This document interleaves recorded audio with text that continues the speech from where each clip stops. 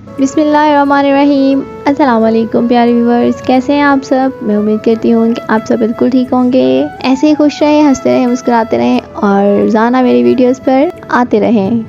ایک دور میں جب لوگ سچے اور باطل ہوا کرتے تھے تو ایک سلطنت پر ایک بادشاہ حکومت کرتا تھا۔ وہ بہت ہی نیک دل بادشاہ تھا۔ وہ ہمیشہ اپنی عوام کی بھلائی کے لیے تیار رہتا تھا۔ وہ اپنی عوام کا بہت زیادہ خیال رکھتا تھا۔ اس کی بیوی بھی بہت زیادہ نیک دل تھی۔ ان کی ایک بیٹی بھی تھی جس کا نام تھا شہزادی مرحا، جو اپنی خوبصورتی اور شائستگی کے لیے بہت مشہور تھی۔ جب شہزادی مرحا کی شادی کا وقت آیا تو بادشاہ نے شہزادی مرحا کے لیے ایک ہیرے کا کڑا بنوایا۔ شہزادی اس کڑے کو دیکھ کر بہت زیادہ خوش ہوئی اور بادشاہ نے وہ کڑا اپنی بیٹی کو شادی کے دن پہنایا۔ شادی کے بعد وہ اب اپنی ہنسی خوشی زندگی گزارنے لگی، لیکن قسمت کو کچھ اور ہی منظور تھا۔ ایک دن جب شہزادی مرحا شہزادے کے ساتھ جنگل میں شکار کے لیے گئی تو وہاں اچانک ایک بھیانک طوفان آ گیا۔ طوفان اتنا خطرناک تھا کہ درخت جڑوں سمیت اکھڑ رہے تھے۔ اب اچانک شہزادی کے سر پر ایک شاخ لگی اور شہزادی بے ہوش ہو گئی۔ جب شہزادی کو ہوش آیا تو اس نے اپنے آپ کو جنگل میں ہی پایا، لیکن اسے شہزادہ کہیں نظر نہ آیا۔ اب اس نے ادھر ادھر دیکھا تو اسے سوائے وہاں ایک جھونپڑی کے اور کچھ نظر نہ آیا۔ جب وہ جھونپڑی کی طرف بڑھی تو اسے وہاں ایک بوڑھی عورت نظر آئی اور وہ بوڑھی عورت نے اس شہزادی کو اپنے گھر بلایا، یعنی کہ اپنی اس چھوٹی سی جھونپڑی میں بلا لیا۔ وہ بوڑھی عورت بھی بہت مہربان تھی۔ جب اس نے شہزادی کے ہاتھ میں ایک کڑا دیکھا، وہی ہیرے کا کڑا جو بادشاہ نے اس کو پہنایا تھا، تو یہ بوڑھی عورت نے اس کو بتایا کہ اس کڑے کی وجہ سے اس کی جان خطرے میں ہے۔ ایک راکشس اس کڑے کے پیچھے ہے، وہ اس ہیرے کو اپنے قبضے میں کرنا چاہتا ہے، لیکن تمہیں پریشان ہونے کی کوئی ضرورت نہیں ہے، میں تمہیں اس راکشس سے بچاؤں گی۔ اگلے ہی دن جب راکشس شہزادی مرحا کی تلاش میں آیا تو بوڑھی عورت نے اسے بھٹکا کر شہزادی مرحا کو فرار کر دیا۔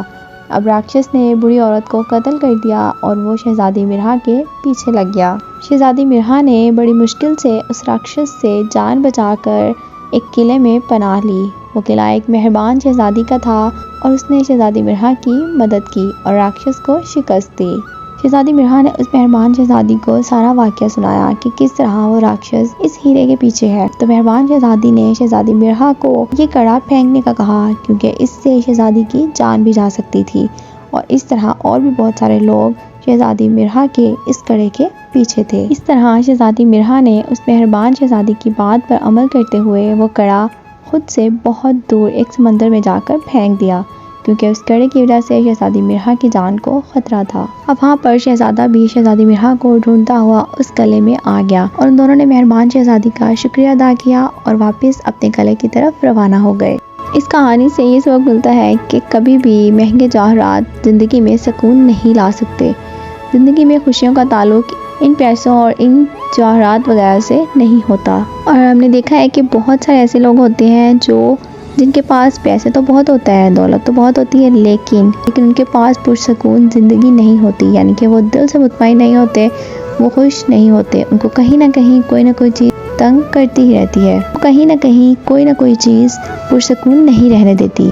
اس لیے کبھی بھی یہ نہ سوچیں کہ ہمارے پاس دولت نہیں ہے یا ہمارے پاس پیسہ نہیں ہے، ہمارے پاس سب کچھ ہے الحمدللہ۔ اس لیے ہمیشہ ہر حالت میں اللہ تعالیٰ کا شکر ادا کریں۔ تو امید کرتی ہوں کہ آپ کو میری ویڈیو پسند آئی ہوگی۔ ویڈیو پسند آئی ہو تو چینل کو سبسکرائب کریں، ویڈیو کو لائک کریں، کمنٹ کریں، شیئر کریں، ہنستے رہیں، مسکراتے رہیں، دعا میں یاد رکھیں۔ ملتے ہیں نیکسٹ ویڈیو میں، تب تک کے لیے اللہ حافظ۔